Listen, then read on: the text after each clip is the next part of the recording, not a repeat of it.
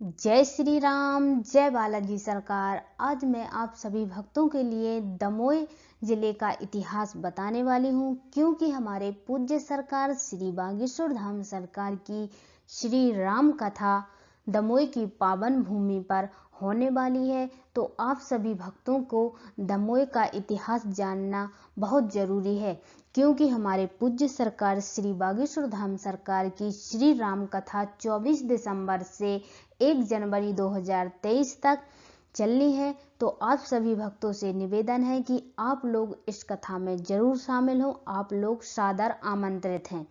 तो आइए जानते हैं दमोह का इतिहास, जहां पर हमारे पूज्य सरकार श्री बागेश्वर धाम सरकार की श्री राम कथा होने वाली है। दमोह का नाम कैसे पड़ा? आइए जानते हैं दमोह का नाम दमोह कैसे पड़ा। दमोह का नाम रानी दमयंती के नाम पर रखा गया था। पहले दमोह को रानी दमयंती की नगरी भी बोला जाता था, अभी भी बोला जाता है, लेकिन अभी दमोह मेन नाम हो गया है दमोह, लेकिन रानी दमयंती की नाम पर ही रखा गया था दमोह का नाम। दमोह का महत्व 14वीं शताब्दी से रहा है, जब खिलजी ने क्षेत्रीय प्रशासनिक केंद्र को चंदेरी के बटियागढ़ से दमोह स्थानांतरित किया था। पहले दमोह को दमोबा भी बोलते थे, लेकिन अब दमोह स्थानांतरित कर दिया गया चंदेरी ने।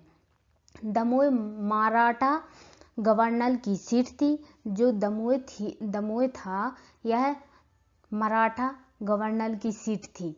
ब्रिटिश काल के बाद यह मध्य प्रांत का भाग हो गया। दमोह है जो ब्रिटिश काल के बाद मध्य प्रांत का भाग हो गया। 1600 ईस्वी में गौड़ वंश के महाराजा संग्राम शाह मारवी के बामुन गणों में शामिल हो गया। वैसे तो आप सभी भक्तों को मालूम ही है कि हमारे दमोह जिले में एमपी में जो हैं यह बामुन जिले हैं, तो उन्हीं में शामिल हो गया। तो उन्हें पहले गढ़ बोलते थे, अब लेकिन जिले अलग अलग जिले बन गए हैं, उनको जिले बोलने लगे, पहले गढ़ों में शामिल किया था।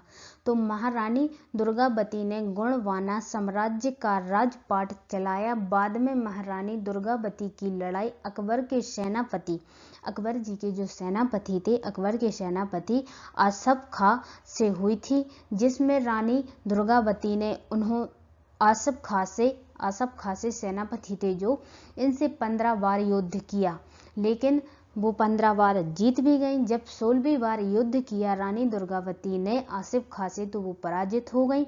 और यह गोंडवाना की महारानी रानी दुर्गावती की मृत्यु 24 जून सन 1964 में वीरगति को प्राप्त हो गई रानी दुर्गावती।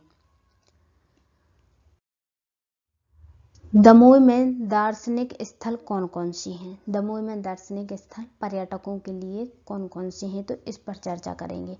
दमोह में जो जटाशंकर धाम है, जटाशंकर, जहाँ पर शिव जी का प्राचीन मंदिर है, यह बहुत ही सुंदर एवं दार्शनिक स्थल है दमोह में। दमोह से 17 किलोमीटर दूरी पर बांदकपुर है। वैसे तो आप सभी भक्तों को मालूम ही है कि बांदकपुर में शिव जी का प्राचीन मंदिर है।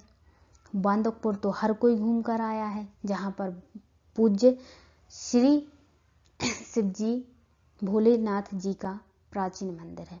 दमोह से 30 किलोमीटर दूरी पर हटा नगर है, जहाँ पर चंडी मंदिर है, चंडी देवी है जो चंडी माता हैं, उनका मंदिर है हटा में।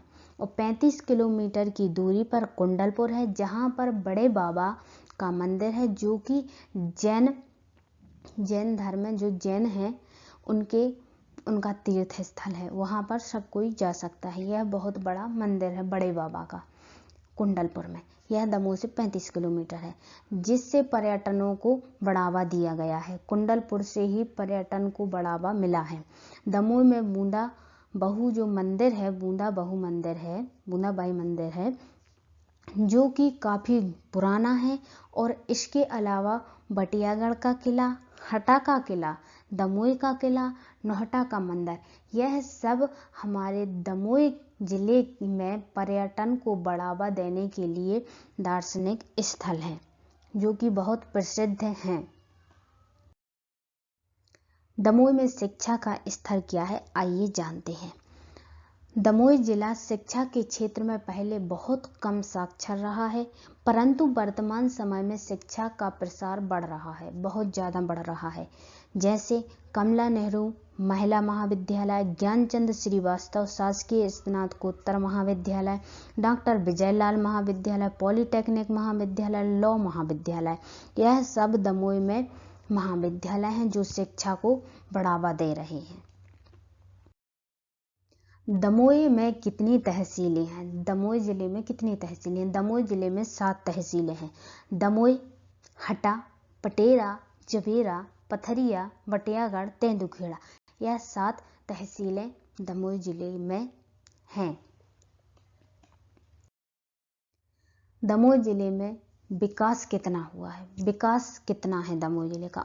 1861 में मध्य प्रांत का गठन हुआ था। 1861 में मध्य प्रांत का गठन हुआ था और 1861 में दमोह पूर्ण जिला बना था। 1861 में ही दमोह पूर्ण जिला बना था और 1867 में दमोह जिले की जनसंख्या 2,62,600 थी और 1933 में महात्मा गांधी ने दमोह की यात्रा की थी। महात्मा गांधी जी हमारे जो राष्ट्रपिता हैं महात्मा गांधी, वो भी दमोह की यात्रा पर आए थे 1933 में। 1946 में 18 जुलाई को सागर विश्वविद्यालय की स्थापना हुई थी और 1947 में देश आज़ाद हुआ। मध्य प्रांत की जगह यह मध्य प्रदेश का गठन हुआ था। 1947 में देश आज़ाद हुआ। जैसे ही देश आज़ाद हुआ वैसे ही मध्य प्रांत की जगह मध्य प्रदेश का गठन हो गया। 2001 जनसंख्या में 2001 में दमोह की जनसंख्या 10,81,909 हो गई है। यह दमोह का विकास हुआ है। तो यह दमोह का इतिहास है छोटा सा। आप सभी भक्तों से निवेदन है कि आप लोग एक बार दमोह का इतिहास जरूर जानें और पूज्य सरकार श्री बागेश्वर धाम सरकार की कथा के सुनने के लिए आएँ, कथा का श्रवण करने के लिए आएँ। तो दमोह के पर्यटन स्थल हैं, जो दमोह के दार्शनिक स्थल हैं, उन पर जरूर जाएं, उन्हें जरूर देखें, घूमें, क्योंकि यह मौका आपको जो मिल रहा है हमारी पूज्य सरकार श्री बागेश्वर धाम सरकार के आशीर्वाद से, तो इसे ना खोएं और दमोह की श्री राम कथा में जरूर शामिल हों और दमोह जिले के घूमें, देखें यहाँ पर क्या क्या है। जय श्री राम, जय बालाजी सरकार, जय सन्यासी बाबा।